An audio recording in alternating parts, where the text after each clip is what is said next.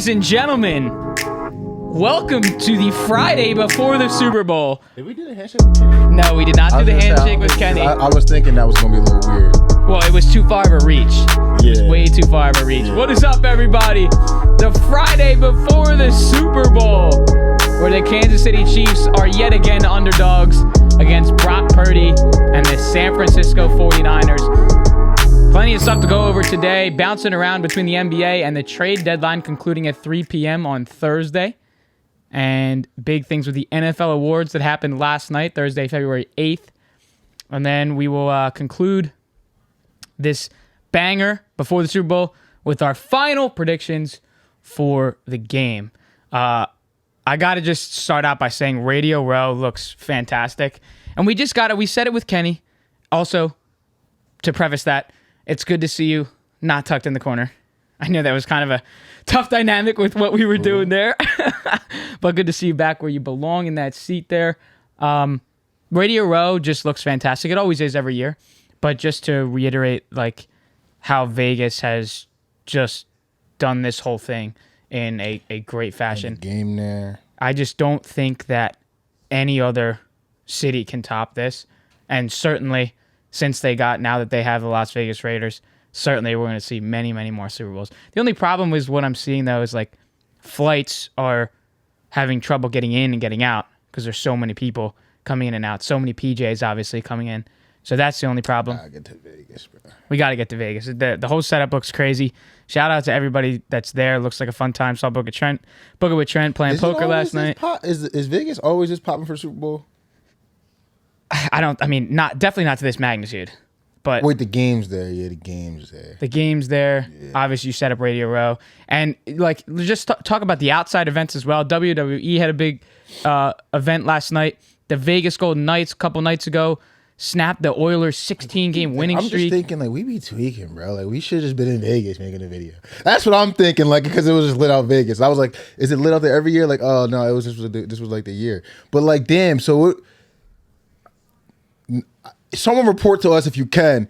Is every city that the Super Bowl is in like that week? Is it lit? Like, is that the move? Like, just even if you don't want to buy the $10,000 tickets, like, is that just the move? Just slide to the city. And then just go to a casino and watch the game, something like that. Yeah, even I mean, it's kind of like March Madness out there.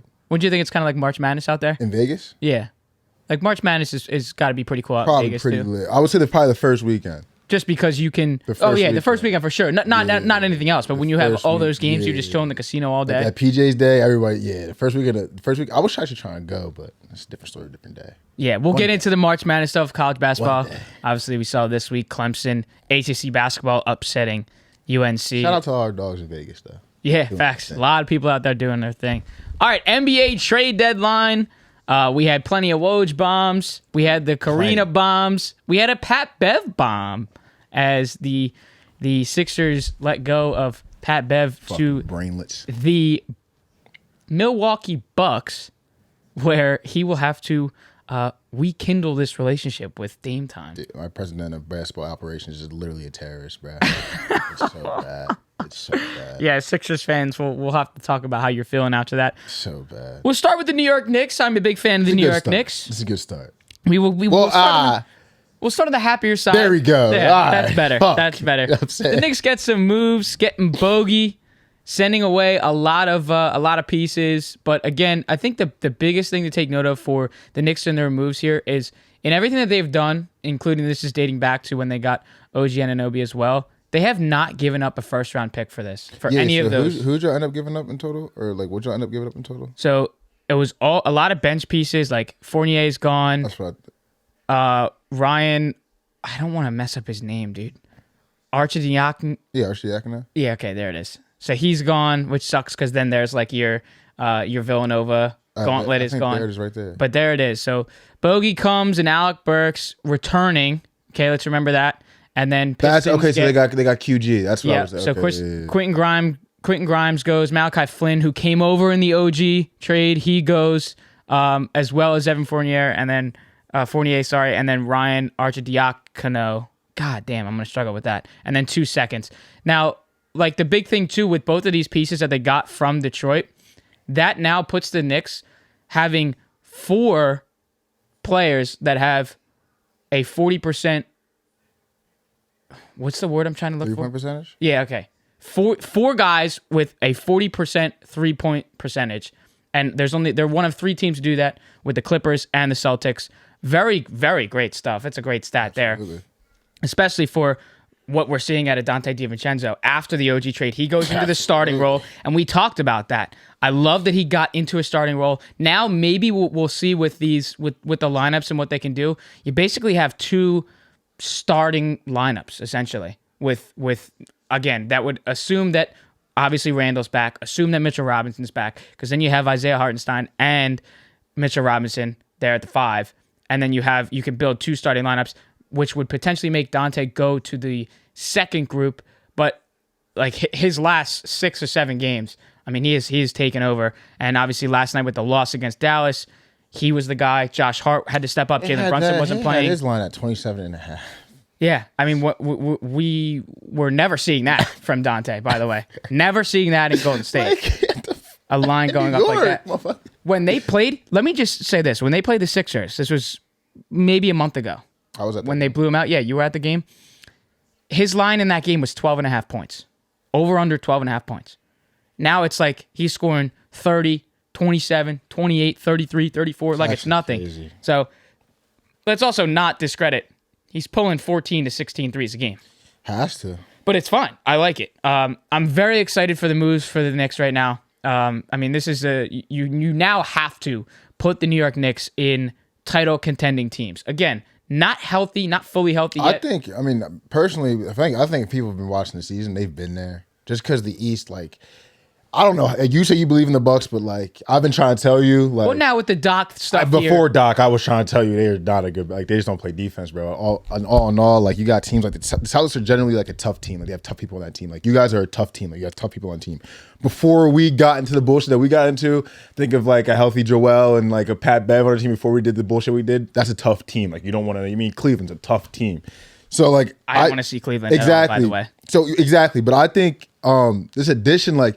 I think the Knicks had a crazy base of just dogs, like inner core. Like if we want to say their core is Jalen, Julius Randle, Dante, Josh Hart, like that's just their core, where they get the energy of the team from. Like that's a dog ass group. Like I take that 5 going to a fight against any other 5 in the NBA. Like that's cool with me. And then you add other pieces that can just get a bucket. I don't love Alec Burks as much as I love Bogdanovich, but watching Bogdanovich because the Pistons are a elite pass team. I love to watch. You could just dump the ball from that left wing. Right elbow extended, and he can just go get a bucket. And like, there's so many possessions you'll watch when you watch the Knicks in these high-profile games, especially with Julius Randle out. But even when he's in the game, like, I'm not saying Jalen Brunson has a deep bag. He has a very deep bag. But just because of his size factor, sometimes you can put like a taller guy on him with more size and get it frustrated. It can put him make him more one-dimensional. Julius Randle, we've seen him play games where he can get very one-dimensional. And like the Knicks problem, especially with the Cavs series last year when they start taking those 2 guys away, they need to be able to dump it to one guy who can go get a bucket. Not every single time, but when you need him the most. Like I kind of a la Tobias Harris bucket. You know what I mean? And Bogdanovich, I think, can do it better than Tobias Harris. So I think that's an excellent pickup and makes you guys even deeper. Alec Burks is cool too. He'll be cool off the bench for sure. And I think that's another guy who has playoff experience. Like you're trading guys like Malachi Flynn, QG, like got some playoff experience last year, but let's get some more seasoned vets in here. Some guys who probably won't be calmer under pressure when their shots not falling out, lose confidence. I think the Knicks, me personally, you said Stampas for the Eastern Conference Finals, and I don't think it was I don't think it was far-fetched at all. I think you were trying to act like you were joking or whatnot, but like I think the only way you guys lose in the second round is if you play Boston. If you guys play the Bucks in the second round, like y'all could win that in 5. Like it's not gonna happen. Probably take 6, but bro, the Knicks gonna be the Eastern Conference Finals. Like unless y'all do something, unless y'all really, really fuck up, or obviously the OG injury sucks balls. I mean, yeah, we can go. If we still have OG, I'm considering y'all winning that Celtics series. I'm dead ass. Well, and the door obviously was opened prior to the trade deadline, just because I don't with Joel Embiid going out. I mean, that opens the door for the Sixers. I think even with Joel in, I think you guys are better. Or if we had the same team, like say that Joel doesn't get hurt and we didn't just stupidly trade Pat Bev and Springer, and you guys still did what you guys did, I think the Knicks are still low key better. And I mean, it just deepens the deeper team. Yeah, 100%. And then obviously last night we see the other Woj bomb about OG Anunoby, who's missed plenty of games so far down the stretch in what was a much needed defender when they lost that streak and that was broken by the Lakers on Saturday night. And we see here from Woj, surgery to remove a loose bone fragment in his right elbow, will miss a minimum of 3 weeks. You have to assume it's more than 3 weeks at that point. They're saying that it really is going to be 3 weeks. I don't know if I can believe that. I don't believe shit fuck with these reports these days. I can't see it being 3 weeks. They said Joel Embiid was missing a flab in his knee. Like, I don't really believe what I get out of these reports. What I do get out of this report is he's going to miss some time. All-Star break's going to help. Yeah, for sure. He'll probably be back full strength. Right. May. You know what I'm saying? Or not May. What's the month? March? April. I'm fucking. Would you go to April? I was gonna say the March. I was gonna say the date, the month before April, March. I was on March. I said fucking May. I think he'll be back like quote unquote full strength in March, late March. Ease him into the playoffs, but I think it'll be something to watch. Like that injury could always pop up. You fall on it. Like it's weird, bro. Like I think he might be doing a deal where it's like our window, like you said, is right now. And I gotta play, bro. Like I don't think it's that serious of an injury, but I'm just saying he's not. I don't think he's gonna be 100% this year. OG not 100% is gonna suck offensively, but I think defensively he'll still be able to give you that effort that's gonna be able to shut down, like not shut down, but give the Tatums of the world problems, the D Mitchells of the world problems, and allow the Knicks to still be able to switch and do the little things on defense that is so fucking annoying. Because you guys have 8 players that can guard everybody. Thank God he's not done for the year. But I'm just gonna be interested to see how close he is to 100%. That's why that Woj saying after dropping that bomb that OG's going to miss some more time, saying that he had tried resting, but the procedure turned out to be the best route to get him fully healed and playing again for the run in the postseason and for the rest of this regular season. And obviously, like you said as well, the All-Star break does help a little bit. But look, I mean, it's just crazy because as Knicks fans, we're on the highest of highs. And then it's like, oh, we just can't have anything. Everything cannot be perfect for Knicks fans. Like it can't all be fun and games. I think the OG shit's just something to watch. Like people like us on talking to the cameras and shit. We going like try to paint a picture like, I could be something, but he'll probably be cool. 85% OG on that team is that's y'all still the Monstars. Yeah, I mean, that's a lot of bodies, bro. Even if one's at 85%, that's a lot of bodies, bro. I will take it right now for what the East looks like, how the Knicks have been performing. They are very, very good playing at home at MSG. Again, outside of last night against Luka and the Mavs, you just have to understand with practically nobody that can play. They only had 8 guys that can go. I mean, that's just a loss waiting to happen. But I'm excited for the rest of the year. I'm excited to see, the All-Star, like post All-Star break. We see. I saw some reports on the on the dunk contest, and there's just not a lot of big names that are in it. I didn't even see. Jacob Toppin is one of them. Okay. I didn't even see he was in the dunk. I don't even know who's in. Jaylen Brown, Mac McClung, who's doing it again, Jacob Toppin, and then Jaime from the Heat. That's our 4 for the dunk contest. See, if it was Jaylen Brown, Jaylen Brown, Obi Toppin, maybe. But like everybody said when Obi won it a couple years ago that like he shouldn't have won it and he shouldn't have even been in it. It wasn't even about shit. I think he has the bounce and the creativity. He was doing shit. He could be in the dunk contest. But this is more of like, so you mean just if it was like Jaylen Brown, Obi Toppin, let's say we can still do Jacob Toppin. He has bounce. Maybe a healthy Ja, and then maybe like someone else dumb springy. I'm trying to think that'd be interesting. Like maybe like a healthy Derrick Jones or some shit like that. Like that'd be a lit dunk contest. Like, dog, I miss when All-Star weekends and Pro Bowls, like that shit used to really, dog, I remember being in 6th grade.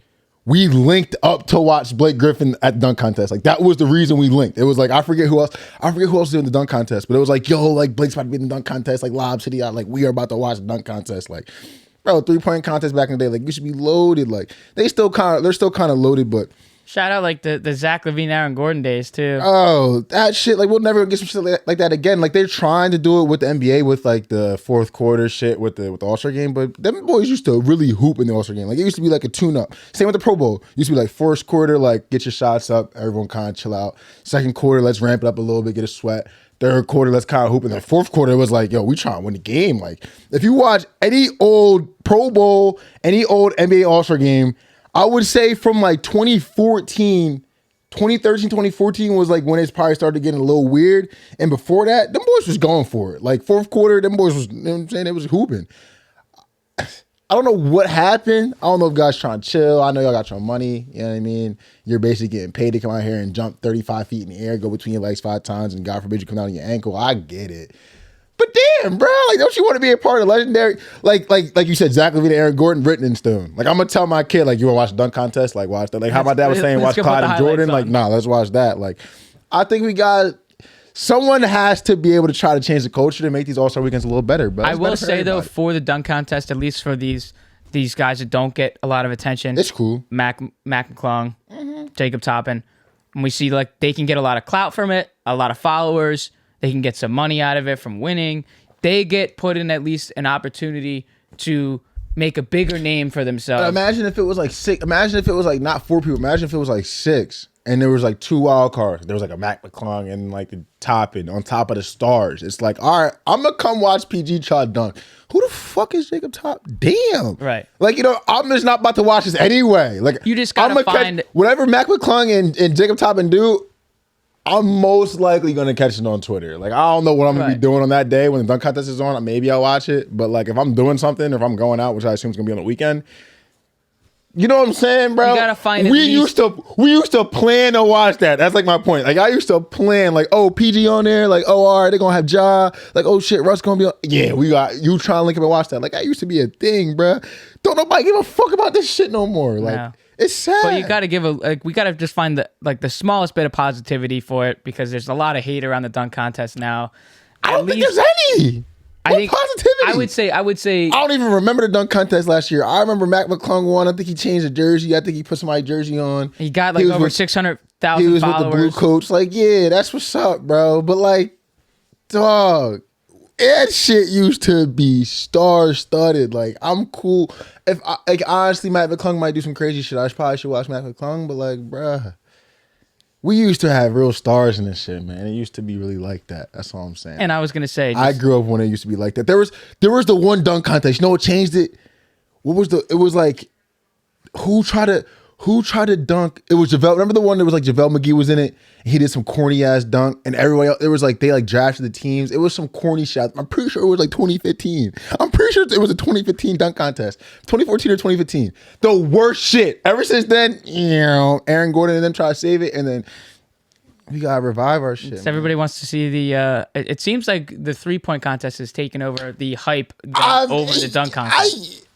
Yeah, Jalen Brunson's in the 3-point. I like what they're doing this year.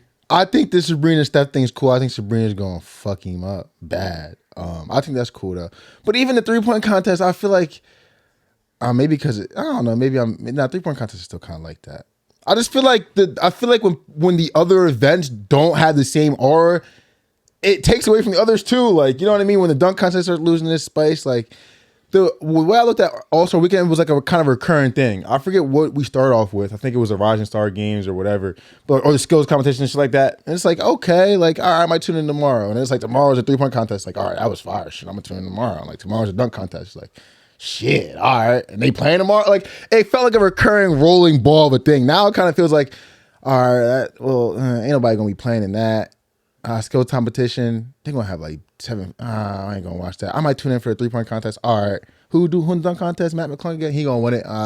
And what's the All-Star game on Sunday? They're not playing till the 4th quarter anyway. Like, it's just not like, you know what I'm saying? It's not the same feel. Unless you go. I feel like going to the All-Star event probably crazy, but I need them to revive it a little bit, man. I don't think it's ever gonna happen, but yeah, it's in Indy this year. It has a big deal, man. Celebrity game All-Star as jersey well. Be a big deal. Like, when's the last time you see a kid in a new All-Star jersey? Right. Probably just don't fucking matter. Remember the black Jones, the black with the red I was gonna say, I mean, I don't know if I would want to get like, you know, sometimes they're like yellow and blue or something. I don't know if I want to get them. Like, I mean, bro, the jersey was just like red and white last year. It was like red and white, and the other ones was like, bro, I vividly remember it was one year. I'm pretty sure it was like 16 or 15 or 14, one of the last good years. It was like a black jersey. The color was the number was red.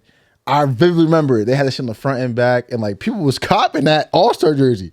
I don't remember. I think that's the last All-Star jersey I seen people like walk around with. Maybe like besides like the Embiid when he won the MVP, like people was copping his All-Star jersey because I was in the city and seeing it. So maybe I don't know. Maybe I just don't see it. But like, damn, that shit used to matter, bro. I feel like it shit used to matter more than it does now. 100% used to matter more now. I mean, if you just for it to like rank, you know, the All-Star games and Pro Bowls, obviously. for every sport. Pro Bowl and NBA All-Star have taken a large decline. I would like to see the numbers on the ratings. It's probably bad. But did you watch the Pro Bowl shit? I didn't. I watched a little bit of the skills competition the night before. I didn't watch the Pro Bowl at all.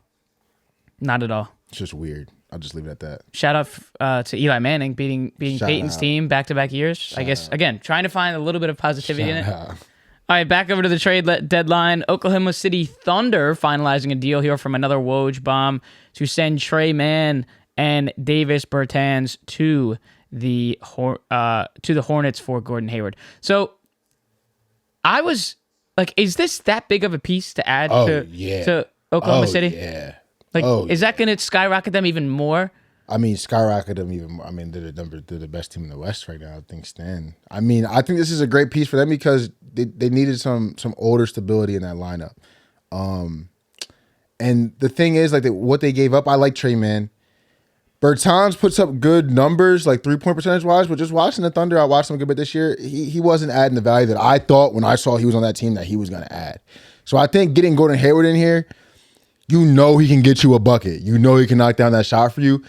And not even on top of that, just the veteran presence in that young ass locker room. That's a great point. Young head coach. You know what I'm saying?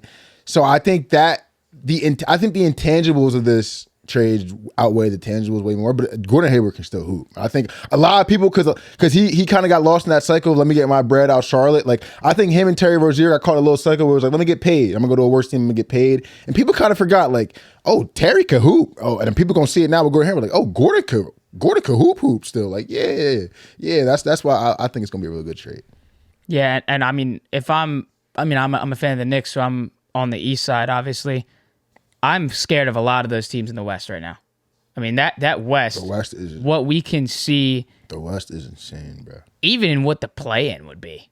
Bro, the West. In the West. The play-in rate, like the West is crazy. It's unbelievable. There's just so much more competition there. And that's obviously, again, Embiid's hurt. The East at the top before the Embiid injury. But like full top to bottom, the West clears. Top to bottom for sure. I'm very scared of a lot of those Western teams. Close. We'll talk a little bit about the Sixers here as the Pacers trade Buddy Hield to the Sixers for Marcus Morris and Furkan Korkmaz with 3 second-rounders, which later the Pacers waived Korkmaz as well. Did you like the move of Buddy? Yeah. Obviously going into the free agency next year, maybe look to get a re-signing there. Sixers fans at least can be happy about this. Buddy was cool. I mean, I don't got too much to say about Buddy. I mean, everyone was cool with Buddy. You know what I mean? That was just the trade that we were like, all right.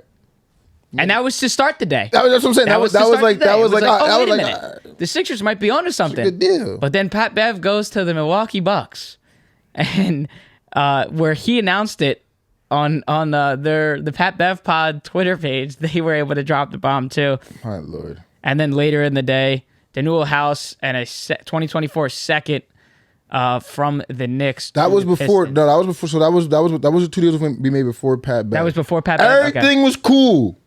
Everything was so cool. I was like, all right, cool. We making some moves. That's cool. And we trade Pat Bev for Cameron Payne. And a 2027 second. And then we trade Jaden Springer. I'm going to ask you, besides Tyrese Maxey and Jaden Springer, how many, and maybe Paul Reed, how many young Sixer players have we groomed and kept in this city for a long time? Like, very, very little.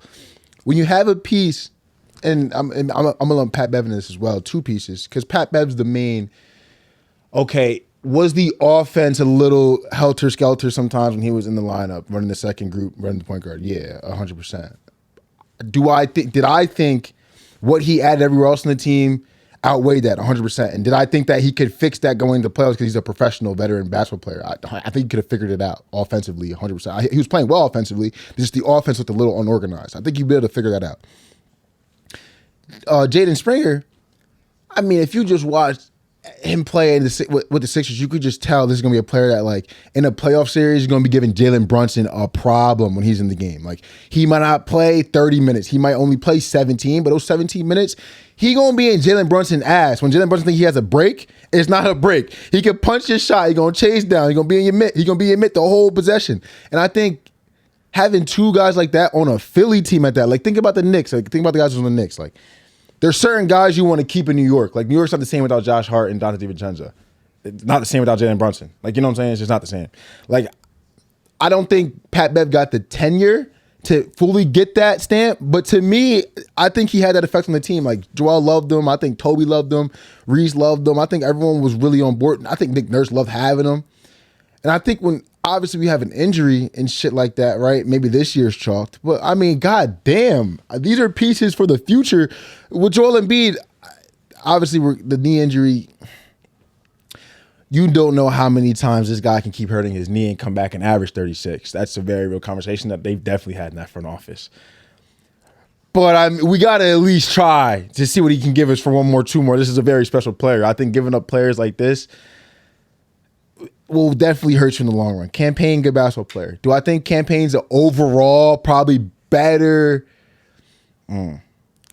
tangibly a better basketball player than Pat Bev? Like what you see on the camera, tangibly, probably, yeah.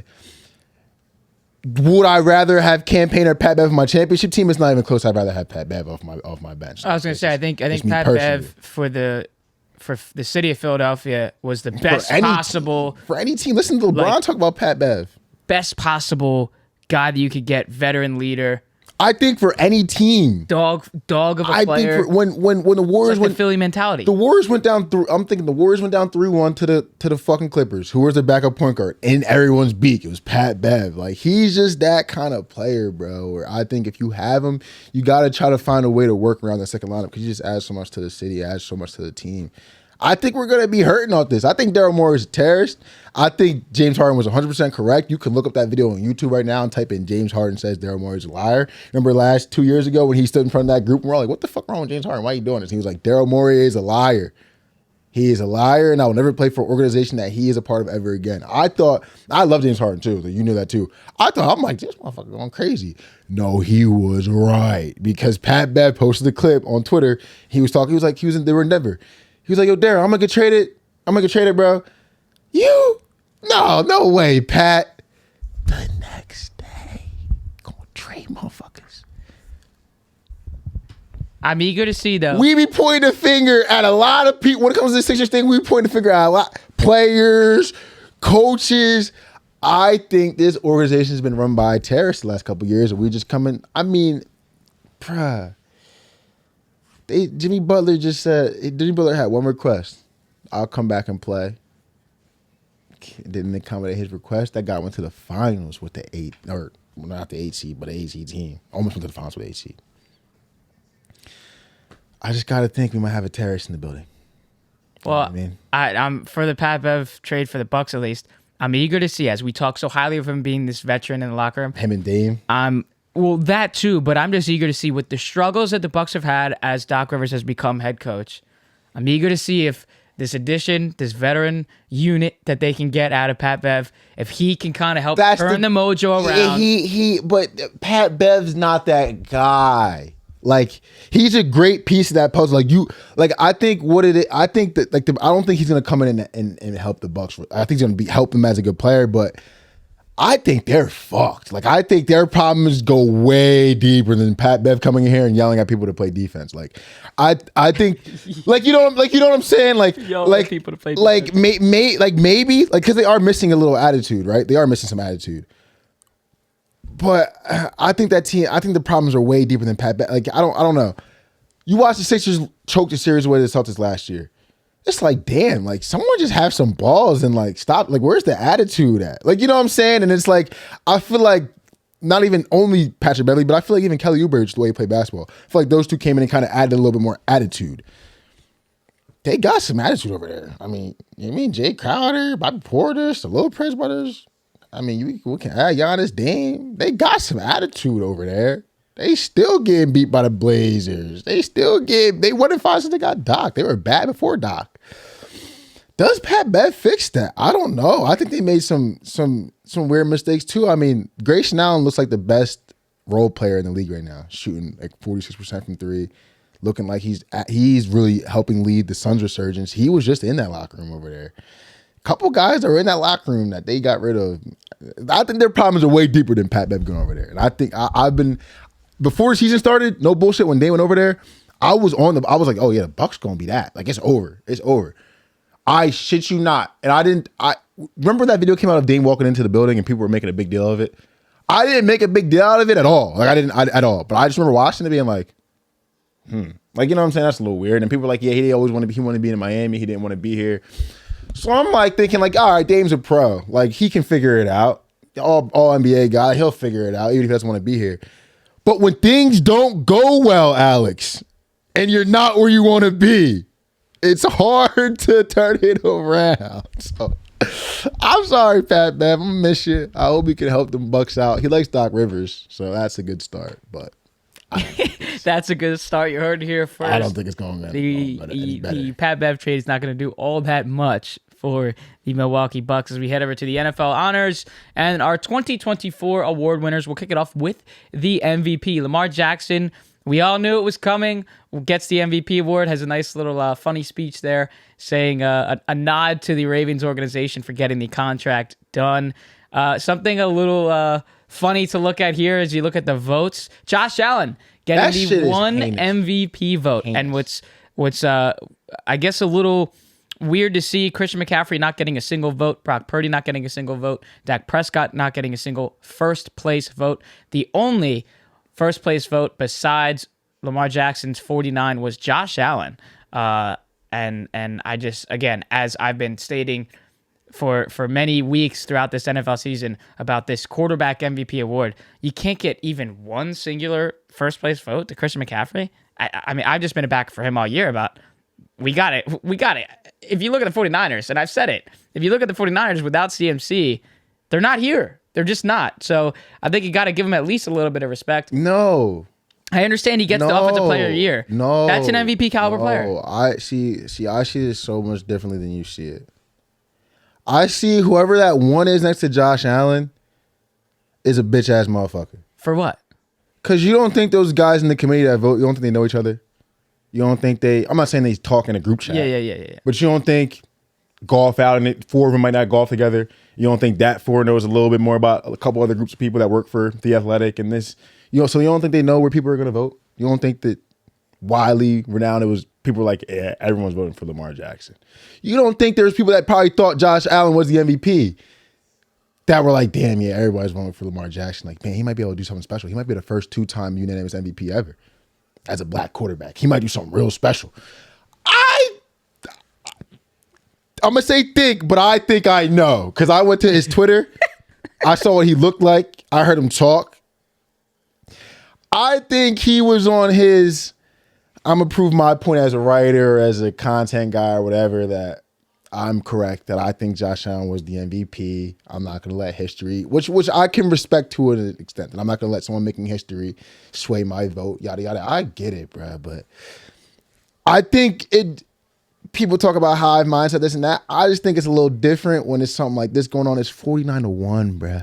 Like, you could still vote for Josh Allen to be Offensive Player of the Year. You could vote for him first team All-Pro. You can do a lot of things. You guys can go into this guy's Twitter and research what he was saying, because he has an article about why he votes his MVP to be the first team All-Pro quarterback. It's all these type of things. Just say some underlining things that I think is going on, which he's not trying to be willing to say. I won't shout out his Twitter, but I want to just give a quick fuck you to the one guy that gave Josh Allen a vote. Not to say that you weren't worthy of votes, Josh Allen, because I think there's probably 12, 13, 14, 15 guys that probably thought you were the MVP too, that were probably like, damn, but Lamar probably could get two-time unanimous. We're just going to go ahead. So fuck the one guy. That's my thoughts on the MVP. Christian McCaffrey gets Offensive Player of the Year. Tyreek Hill with 7 first-place votes compared to the 39 to CMC. CD gets 1, Lamar gets 3, and Dak at 0 there. Look how easy it is. Yeah, I mean, well, we all knew at least, CMC was going to get this. Would have been a little bit different if Tyreek didn't sit out those games with his injury. See if he was able to touch 2,000. Put him in the MVP conversation for 2,000. Absolutely. Obviously, it wouldn't have mattered, but for the conversation's sake. And now, then I'm just saying, out of those, how many votes did CMC get? 39. How many of you guys do you think were like us, that were like, I mean, the real MVP of the league probably is CMC? Probably 39. Right. So the one guy pissed me the fuck off. And we go to the Defensive Player of the Year, which is Browns defensive end Myles Garrett with 23 first place votes compared to our second place here at TJ Watt with 19. And that's a big controversy. You see that TJ Watt tweeting after about it. I think it was something like, nothing but it seems or something, or all but I could do or something like that. There are those Steelers fans riding for TJ Watt there. A lot of other people also thinking that TJ Watt should have got that. Very big toss-up between the two. Myles Garrett does claim that. Did you think TJ had a shot to get it? Do you think he could have got it? Do you think he should have got it? I ain't mad at it. How could you be mad at Myles Garrett won over you? True. You know what I'm saying? Like, Also, let's talk about that too. We've been saying all year about this. you could watch them both, man, and it's like, bruh. You got to give whoever they credit to this choose- division, though, too. We've been talking about it all year. One of the best divisions in football, AFC North, and you got Browns and Steelers as 1 and 2 as Defensive Player of the Year. I personally think I don't think Micah Parsons has enough first place votes. Yeah, I he's think, at 7. I think from the 3-way, it should be way more even. I think as Micah Parsons' career goes on and as he gets more of a voice in the locker room and more of a voice in the front office, seen his brother tweet. I don't know if you saw his brother tweet, how they think he's more of a middle linebacker type. I don't think he's going to end up playing like a middle linebacker type. But what I think is going to happen is, like, you see, if you watch Myles Garrett play football, you might think he's doing whatever the fuck he wants on the D line. Like, he might be at nose tackle, he might be in the 3-point stance, he might stand up, he might play the 3-4 technique on the outside. Like, I think you're going to start seeing Micah Parsons do more of what the fuck he wants to do out on the football field.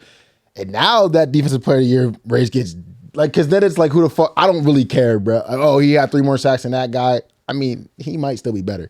Like, that's a situation where I feel bad for TJ, yeah, but it's like, man, I ain't going to sit here and say Myles Garrett shouldn't have won Defensive Player of the Year. How the fuck dumb? You going to sound dumb as hell. Like, unless you're a Steelers fan, like, you just sound dumb as hell. Most Steelers fans here are on that. You know as what I well. mean? Offensive Rookie of the Year, CJ Stroud. We knew that was coming. 48-2, and the 2 being Puka Nacua. I understand it. I think he could have won it if CJ just didn't have this phenomenal year and also helping this Texans franchise completely switch and turn around. Obviously, you cannot not agree with the decision here. I like that Puka at least got 2 first place votes. I think he was in that caliber to do that. I don't think there was a better second place fit. I know you obviously see the other guys down here, Sam Laporta, Jahmyr Gibbs, and Bijan Robinson. I think Puka was the solid second place option. I'm happy he at least got recognition for getting 2. Is that wrong to say? Nah, I feel bad for Jahmyr Gibbs, Sam Laporta, and Bijan Robinson. You guys all could have won unanimous Offensive Rookie of the Year in any other year. Yeah, if it wasn't for CJ Stroud. If CJ Stroud, you could have won unanimous any other year. Puka Nacua, you could have won unanimous any other year. If it wasn't for the 5 in this group, I think we're going to come back. Like, you know how people go like the 2016 XXL freshman group with like Uzi, Kodak, and them? Like, I think that's the NFL's, like, people are like, what?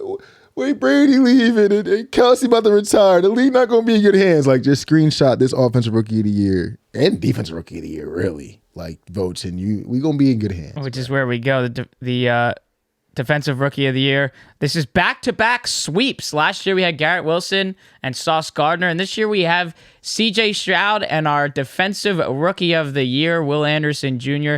16 first-place votes compared to Jalen Carter and Kobe Turner, tied for second at 14, and then Witherspoon and Porter Jr. after that. I like the Will Anderson win here. You're going to have those Eagles fans, kind of the same thing with TJ Watt there at getting second, that think that Jalen could have got it.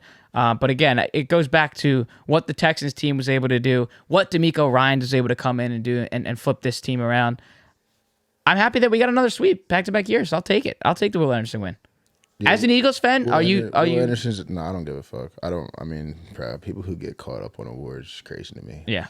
I think like at least like the offense, like the rookie stuff, like that's cool. Like you remember like the Rookie of the Year stuff with Donovan Mitchell and Ben Simmons, like bruh, like these, like you want to listen to CJ Stroud talk about did you hear him talk about the Offensive Rookie of the Year thing? Like he was like, I came off the field one game and one of the guys was like, dog, you solidified Offensive Rookie of the Year this game. He was like, bro, what? I want an MVP. Like, don't know, right. It's for sure cool to have because when you look back, you got your kids and your grandkids, like, damn, I won Rookie of the Year, whatever. Like, that's dope as fuck. But I think being recognized in the group is really important and more so important than winning the award. Like, I think Jalen Carter's gonna be pissed because he feel like he could have won it. But I think looking back on it, he's gonna be like, damn, I'm in a group like I said with the offensive rookies, the defensive rookies, bro. It's just a special group. And I personally think my take is there's a horrendous snub here. Like Brian Branch isn't even on the list. That's bad. Like, you know what I mean? My Lions fans, I'm sorry. I've been on the Brian Branch rate for a long time. That boy's a problem. He should probably be on this list, but I mean, Joey Porter Jr. and Devin Witherspoon both had tremendous years, arguably the best player on their defenses as well. Like, when I say take the screenshot, when I was like, go to defense too, like, we're straight, bruh. Like, we got some hoopers in here. Like, I think something important to look at as well for these awards for like the people that and the fans that don't necessarily care. The winners, it highlights the team as a whole, the organization for the year that we had. So yes, if you miss out and the one singular player misses out, you talk about what Lamar Jackson said after the MVP. I shout out my offensive line, shout out my team. The team got me to this point to win this award. This is a team award. I can't do that with anybody else. And you just get to highlight the team and what you guys were all able to accomplish in the season. So in that sense, for the Texans here, you get offensive and defensive rookie of the year. It just highlights again what this season was for them and how great it was. So I will give the props there. And obviously, if Jalen Carter was able to do that, would have been a shout out to the Eagles, get them some more attention. But then it would have been like, well, then, how do we have all these pieces and then we just choke? I think that's just maybe that's just me being a hater. This is that word, and this is a word that motherfuckers care way too much about. Yeah. Okay, we have the comeback player of the year, which most people thought was going to be Damar Hamlin. And then there was that debate with Joe Flacco. Crazy stuff here with the votes. Joe Flacco gets 13 first place compared to Damar Hamlin's 21 first place votes. But Joe Flacco getting 26 second and 8 third puts him at 151 points compared to the Damar Hamlin 140. This is no disrespect to Damar Hamlin. This was Joe Flacco's award. Had to be. Yeah. Had to be. And I'm totally okay with that. Baker getting in there as well. Stafford getting in there. The fuck did he come back from? Nah, seriously, what the fuck did Baker come back from? Like, actually, was it just because he started in Tampa and had to do a whole restart on another franchise? That's a comeback. I don't know. I don't think so, but someone let me know in the comments where Baker Mayfield came back from. I don't know what he came back. We're not making the votes. I don't know what he came back from. And then another Cleveland Brown, third Cleveland Brown to win an award. Coach of the Year, Kevin Stefanski. Everybody essentially knew this was coming just because bounce between quarterbacks, still able to make the playoffs.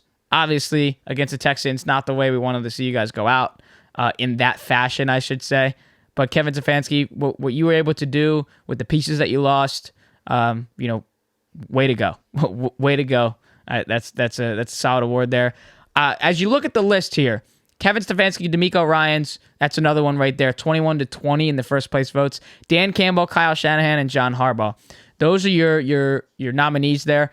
I would have liked to see. Are we serious? Matt LaFleur get a nomination. Like, can we be for real for a second? I mean, I would like to see, and it's not that I would like to. I'm just shocked. I'm about to say, let's talk about what is right. Why are we not even talking about right? That's what I'm saying. No one has said anything. People are making a lot of big deals about the tie. I think DeMeco possibly could have won too, but Stefanski, that's a great story in itself. Shout out them too.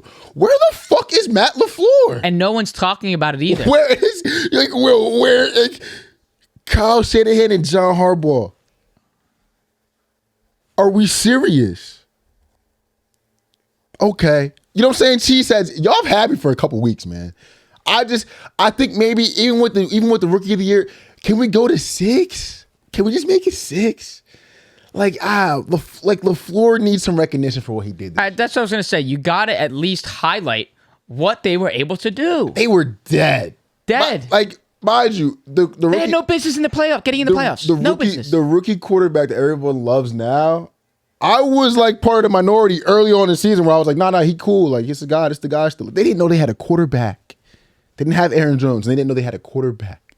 They ended up, all right. You know what I mean? My fault, Matt.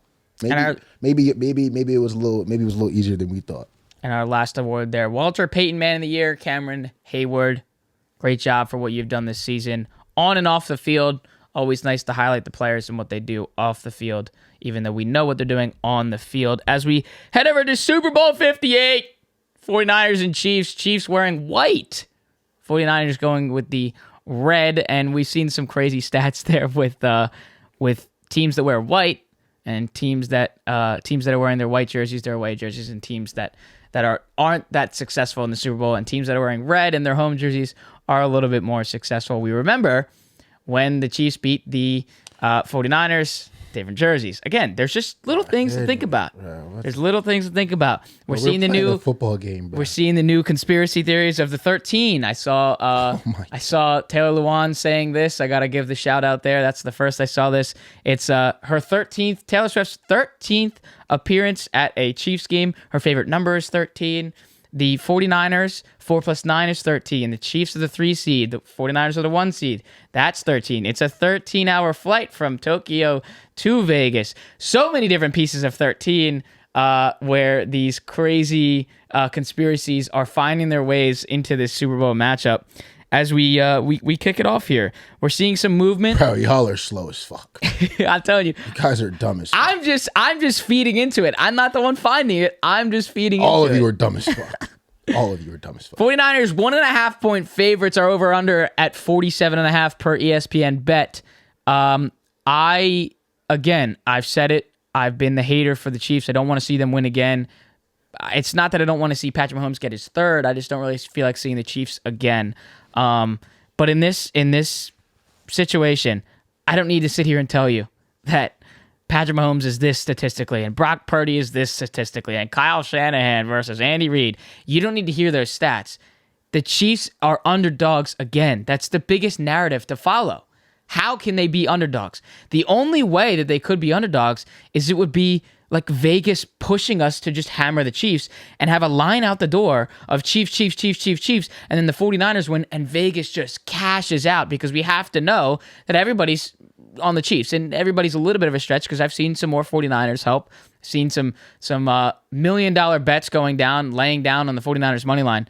But to the same token, again, if you're an underdog, Patrick Mahomes, he wants to be the villain and shut it all down. And we saw in Media Week on the first day of it, in the stadium, everybody booing Travis Kelce. He's on the mic and he's like, you guys are making me fired up right now. I want to go play. Patrick Mahomes the same way. I want to be that villain. I want to end this whole hate on me. That's fine. I'll go win another one right in your face. I have to say that the Chiefs are winning this. There's no other outcome that I see. I don't see the 49ers winning. CMC, maybe you score 2 touchdowns. It doesn't matter. It really doesn't for me. Debo's going to play. Good for you. The Chiefs' defense right now has been spectacular in this postseason, and I do not see this going any other way. The Chiefs are going to take this Super Bowl. There's no other way. And I've seen so many 49ers as the week has gone on and progressed. I've seen more 49ers tickets showing, more media personnel. 49ers. I don't think this is as clear cut as people think. I like the Chiefs, but it's very weird. I like the Chiefs for other reasons. As the world, me included, I look back, I think it might have been week 8 or 9. Pat Mahomes crying for penalties and flags and shit. You know what I mean? People are starting to turn the table on Patrick Mahomes. People are starting to call him a crybaby, this, that, a third. And even when it comes down to the game, like people like one of the, I think you almost started to say it when you're like Pat Mahomes, like we don't want to see Pat Mahomes win. Like Pat Mahomes, like I don't like Pat Mahomes' family. Like this, and this is so not a conclusion that I kind of came to. It's growing on me as more we see the dad coming to the mix with the family. Like I don't know, like you know how everyone has an outlet.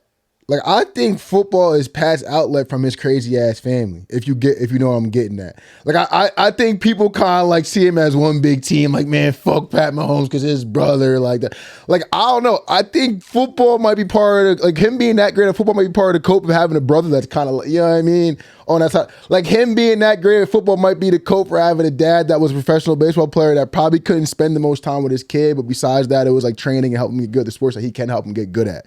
Like I've heard stories. Obviously, this is internet stories and internet articles about Pat Mahomes' mom, but it sounds like she's a little Cocoa Puffs too.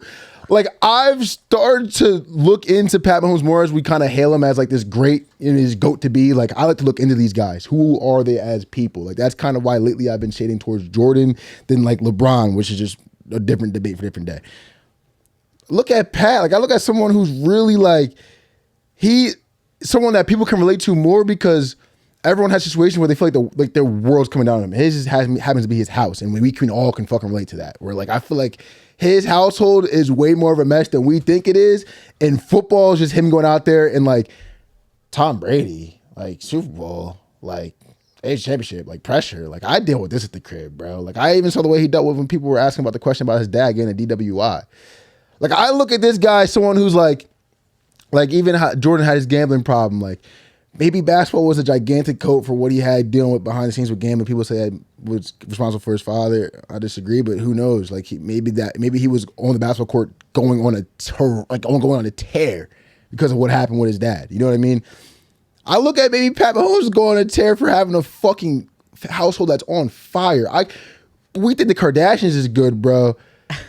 If we got a camera in there, bro, I think that shit would do crazy numbers. And I've kind of been more of a fan of those guys that people were like quick to like, you've always had it the right way. You've always had 100. You bought the silver spoon. I'm like, I mean, he probably has some money because his pop playing in the league, but look at these family pit. Look at what's going on. Like, it always seems to be something crazy with someone different in his family. Like, it's not just Jackson. It's not just. I'm kind of fucking with him.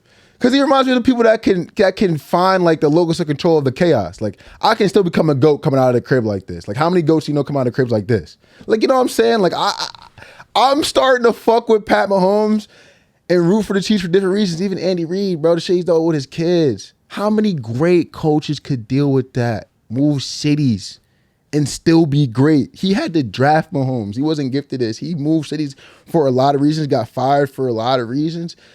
But I mean, people argue he really could have used a reset from Philly, obviously, because of what happened with his children. Like, bro, I respect the fuck out of people that people think had it the easy way, and then you look under the veil and it's like, this is like it's a fucking mess. Like, how'd you win this many? Like, you know what I'm saying? It's like, nah, I'll rock with them. Like, so I'm kind of fucking with the Chiefs in this Super Bowl because obviously they're underdogs in the book, but this is one of the first times where I feel like people are really like, bro, someone beat these motherfuckers. Like how it used to be back in the day with Tom Brady. And I was like that back in the day because I didn't really understand people like that. But now I understand people, I'm like, damn, bro. Andy Reid, Pat Mahomes. I'm sure we could find out some shit about Kelsey because, I mean, there's no way those two are that fucking, like, they got to be sickos in their own right. I come to fuck with the people that are just pure underdogs. And maybe, hopefully, the perfect story for me out of this would be Pat Mahomes win this one. And then just from the Super Bowl, maybe like the mic'd up clips, the interviews, we learn more about Brock Purdy because he's been talking more this week, and I've come to like fall in love with Brock Purdy as a person. He seems like a dope ass dude. Yeah. I'd love to be my quarterback. Maybe it turns an arc for him that's like, this is his underdog story, this is his underdog arc, and we find out more about Brock Purdy. But I'm learning, I don't know, I'm starting to fuck with the Chiefs guys more. Because I was on this podcast saying that, like, damn, I'm trying to figure out, I'm finding out that Pat Mahomes is a pussy. And I'm like, wait, I don't know. If you got a household like that and you're able to do what you're doing, you might not be a pussy, bro. Like, you know what I'm saying? That's hard, bro. People can't go to work and have fucked up households. Like, that. Just think about that. People be like, I got to call out of work. Like, bro, this motherfucker went to 6 straight AFC championships. People stay in the headlines. Like, and they are crazy as shit. We see it. Like, I'll fuck with you, Pat. And Purdy on, you get my money for that. Purdy on an $870,000 salary this year. You know, Kirk Cousins. You saw Nick Bosa say, Nick Bosa was like, how do you have confidence? Yeah. He was like, I didn't have confidence. I was the second pick. Right. Like, bro, we're going to find out a lot about Purdy. And I think people are going to turn that, because people are just trying to, like, a lot of this stuff, especially with Pat Mahomes early in his career and people with the family, especially with Jackson, early in his career with Jackson. And now his dad's in the media, and when he gets a DWI, people are trying to poke at it too. I think with these people that we cannot believe where the fuck did they come from. Like this guy from Texas A&M that we never heard about in college. We never really focused on in college besides maybe 1 or 2 games. This guy, Brock Purdy, that like whenever we watched him at Iowa State didn't look that great. Last pick in the draft. Like how is he doing this right now? Like we try to like find and poke and find their holes instead of just being like, bro, this guy got picked 1,076th and is shitting on everyone, bro. Regardless of what you think it's like, wherever you think his game's like, whether you think it's a Derek Fisher package where I'm just Mr. Fundamental or he's fucking LeBron, he's winning games and he's doing it at the highest level, and it's something you gotta respect. Like this might be the closest thing we've gotten to a Tim Duncan, Kobe Bryant Western Conference Finals in a long time. Like Mr. Fundamental, Brock Purdy, and then give me the Mamba and Pat Mahomes. Like I think both of these guys need to be celebrated, but right now I'm kind of on my appreciation of the Chiefs, and hopefully Andy gets his one more too. But I'm just starting to peep with these people like, I'm starting to peep a lot of weird stuff going on with Cam stuff in the media. Like I get Cam Newton, I love Cam Newton, but like with his whole game manager and game. Saying that he's not. I think people people are taking his conversation because this is what people do. It's like the GOAT debate. Like one person says LeBron's better than Jordan, and it's like it becomes this 10-year drawn out thing we're pulling out. Now we're going into Jordan's gambling addiction. Like, you know what I'm saying? Like I kind of see the same thing happening with the game manager thing, where it's like now we're doing a little too much. Like I peeped it when I watched the the Packers game when I came on the podcast, and I was like, damn, nah, Brock Purdy really, I mean, he had to make, obviously it wasn't his best game, but he had to deliver, make some throws that remind me of like an Eli Manning kind of thing. Then it's like, all right, bro, like, I mean, he's doing it. Let's just sit back and watch it. Like, instead of just watching the whole game, like, oh my God, there it is. Look, he tried to throw an out route. It wasn't complete. It wasn't perfectly completed. Like, bro, all right, he's not CJ Stroud, bro. Like, it's cool. Like, Eli won 2 versus the GOAT. Like, and Eli was great. Like, you know what I'm saying? Like, Kirk Cousins was on the Pat McAfee show yesterday. He's a great example. On Thursday. And he said a really good point that resonated well with me, where he said, look, that unfortunately, where he was drafted as the last pick, talking about Brock Purdy, where he was drafted as Mr. Irrelevant, the last pick in the draft, unfortunately, that's going to carry with him through his entire career. And where a lot of these comments are stemming from, where, oh, he's the last pick. He's a game manager, but he was the last pick. He was playing at Iowa State last year. Or 2 years ago, I should say. And you look at it, and he's like, if he was a top 10 pick, none of these comments would really be said, or if they were, we can't mean anything. We can't believe the 49ers believed in Brock Purdy and picked him in the second, third round. That's what would have been the story. Yeah, like 100%. None of those comments about the Mr. Irrelevant stuff would have, and if they did, they wouldn't have mattered if he was a top 10 pick. And that made a lot of sense to me too, just because it's like, at some point, let's just like forget about that, because he's now in a Super Bowl and going to back-to-back NFC Championship games, lost the one, won the one, now he's in the Super Bowl. That's a crazy 2-year span. And you were not drafted to play. Bro, there's been that was Trey Lance's team. There's been first rounders that have never had that done. And I think Kirk Cousins is a great example because, bro, before the quarterback thing came out, and I didn't even watch it. Yeah. But like I've been a Kirk guy for a while. I just always, not even a Kirk guy like the way you guys think I'm saying I'm a Kirk guy. I've always thought Kirk Cousins could spin the football, and I didn't really care about the primetime narrative. I would just bet against it. But I wasn't that guy that like, no, Kirk is ass, bro. He can't win on, like, bro, shut the fuck. That does not mean he's ass. Like, and I think Kirk is a great example because people watch the quarterback series and you could literally see the Kirk Cousins narrative change like that. Like, people are like, oh, we fuck with Kirk, and obviously the injury happens and people feel bad and shit like that, but people get to see the human. Like, the mask is taken off, the helmet gets taken off, and people are like, wait, Kirk Cousins is a cool ass human. Like, damn, Kirk Cousins like is very much himself, but the whole locker room fucks with him. Like, you know what I'm saying? Like, damn, why don't I fuck with Kirk? Like, you know what I mean? Like, I appreciate people being able to take the helmet off, and especially him talking about that too, being able to tell people like, bro, like, y'all. And he said from when he started, if they pick Brock Purdy in the second round, the story would literally be, I cannot believe the 49ers took a chance on this guy. Not how good, you know what I'm saying? It's just crazy how stories get, it's how Kirk even said, like, he was like, I can't imagine, you know, in 2012, 2013, when I was first starting, I can't imagine doing this. Yeah. So you also have to respect that as well. Most guys just can't come in here and are ready to It doesn't even matter how good he, that's why, like, I feel like a lot of football, especially quarterbacks, a lot of football players can appreciate what Brock Purdy does from afar, because it's like, if you played in the NFL and you can look back to your rookie year, probably put yourself in those shoes really fast. It's like, how the fuck did this guy do that? Like, anyone who's played at a sport like you, like, going to any sport you play your first year, it's like, imagine you stepped in that sport your first year and you just like carried it. Like, bro, like, what the fuck? Like, it doesn't matter how good you were, how good your team already was. Like, and speaking you of just carrying, weren't shitting your pants. You weren't shitting your pants bad enough to where you couldn't deliver the job. Like, that's, you know what I mean? That's a different story in itself. And speaking of carrying in the game, I mean, he carries himself extremely well for what's happened. And the light, the limelight, the starlight that he's been in front of. I want to see him in those Jalen Hurts types. I want to see them. I want to see a little bit more emotion. Yeah, like, I feel bad for the NFL players. They really feel like they can't let loose, bro. I feel like half that shit. Like, I think Brock Purdy's really like a quiet guy. Like, yeah, like, I feel like he's one, totally you can like see it like in his face. Like, you know what I'm saying? But like, there's definitely that side of Brock, like with him and Bosa get to the Millers. Like, it's like, yo, like, well, I'm trying to see that. Or like if they're hanging out and they're like, Brock, can you just finally let fucking loose for us, Yeah, please? yeah, like right, like you know what I mean. Like the one time Brock laughed. You ever seen you seen Friday Night Lights where Booby Miles makes Mike Mitchell smile? Like there it is, motherfucker, I got you. He can smile. I feel like there's those. I want to see those sides of the players more, and that's why the podcast space is kind of cool too. Seeing it with your peoples. Yep. It's good to see Jalen Brunson. Yeah, I wanted to shout that out. I forgot to shout that out. The Roommate Show. Jalen Brunson, Josh Hart. Love it. Love it. Going to be fun to watch the rest of the season. Before we get out of here, I do want to do this. I want to pick our best bets of the Super Bowl. One pick. If you had one pick to bet, has to be a prop. Cannot be Chiefs money line. Cannot be a spread. Cannot be over. A player prop of something. Your best bet of the Super Bowl. I will start. Give you a little second here. I can click around wherever you want. I'm going to go Travis Kelce, 2+ touchdowns at plus 650. That is my best bet of the Super Bowl. I'm taking Travis Kelce plus 650, 2 touchdowns, Taylor Swift in attendance. Chiefs are going to win the game. Mahomes is probably going to win Super Bowl MVP, and the 2 touchdowns to Travis are going to help that immensely. If I had to take a prop, I'd take Pacheco to score.